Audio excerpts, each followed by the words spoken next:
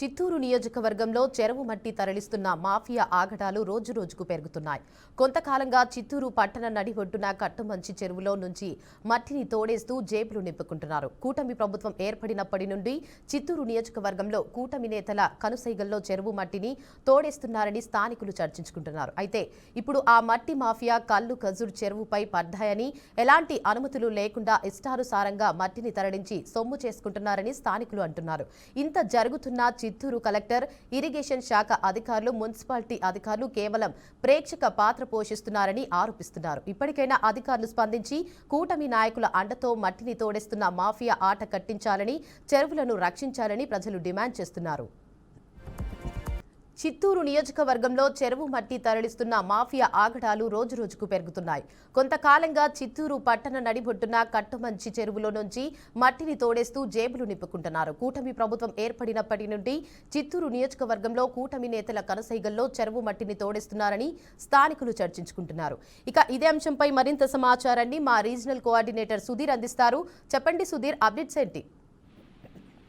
విజయ, ఏదైతే ఈ యొక్క చిత్తూరు జిల్లా సంబంధించినటువంటి చిత్తూరు పట్టణంలో ఉన్నటువంటి నదులు చాలా వరకు నివా నది, అంద్రినివా ఇవన్నీ కూడా ఉన్నాయి. అయితే ప్రధానంగా చిత్తూరు పట్టణంలో ఉన్నటువంటి ఏదైతే అక్కడ నదీ ప్రవాహం ఉందో, ఇక్కడ ఉన్నటువంటి చెరువులో ఉన్నటువంటి ఇసుకంతా కూడా భారీ స్థాయిలో తరలించి పక్క రాష్ట్రమైనటువంటి బెంగళూరు తరలించేటువంటి దిశగా కూటమి ప్రభుత్వ నాయకుల కనుసందుల్లో జరుగుతుందని కూడా సమాచారం రావడం జరిగింది. ఇప్పటికే చుట్టుపక్కల ఉన్నటువంటి నివా నది కావచ్చు, అలా బౌద్ధ నది కావచ్చు, ఈ ప్రాంతాలంతా కూడా పూర్తిగా మట్టిని ఎక్కడికక్కడ తవ్వి, అంటే ఇప్పుడేనే కాదు, గతంలో ఉన్నటువంటి ప్రభుత్వం అప్పుడు కూడా ఈ యొక్క మొత్తం మట్టినంతా కూడా తవ్వి పక్క రాష్ట్రమైనటువంటి బెంగళూరుకు, కర్ణాటక ప్రాంతాలకు తరలించేటువంటి దిశ. ఎందుకంటే ఆ యొక్క బెంగళూరు సిటీలో మా ఇసుక అనేది చాలా డిమాండ్. అక్కడికి ఉన్నటువంటి కూసంత ప్రాంతం ఏదైతే చిత్తూరు నుంచి పొలమనేరు మీదుగా నేరుగా నంగిలి, అలాగే బెంగళూరు టౌన్ చేరుకోవడం, అక్కడ ఉన్నటువంటి చెక్ పోస్ట్ వద్దకు వీళ్ళు పంపేటువంటి వాహనం వెళ్ళిన తర్వాత వాళ్ళు అక్కడి నుంచి డౌన్లోడ్ చేసుకుని సరఫరా చేసుకుని వెళ్ళేటువంటి పరిస్థితి ఉంది. లక్షల రూపాయల్లో ఈ యొక్క ఒక రోజుకి ఇసుక మాఫియా అనేది జరుగుతూనే ఉంది. ఒక పక్క గ్రావెల్ కూడా జరుగుతుంది. గ్రావెల్ అనేది కాకుండా ప్రతి ఒక్కటి క్రషర్ సంబంధించినట్టు కావచ్చు.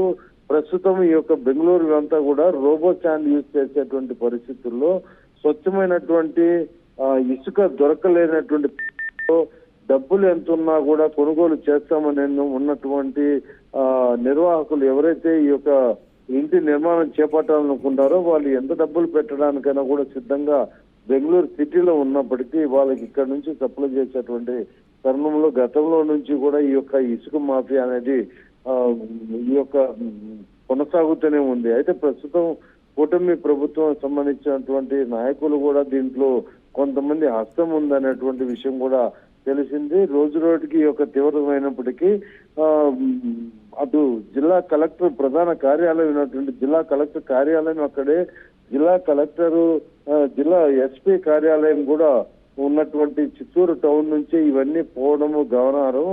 ఎప్పటికెప్పుడు వాళ్ళు పూర్తిగా దీన్ని నియంత్రించాలని చేపట్టినప్పటికీ కొన్ని స్టేషన్లకు సంబంధించినటువంటి పోలీసులు సహకారంతోనే ఇవన్నీ కూడా చేస్తున్నారని కూడా మనం చెప్పుకోవచ్చు. దయచేసి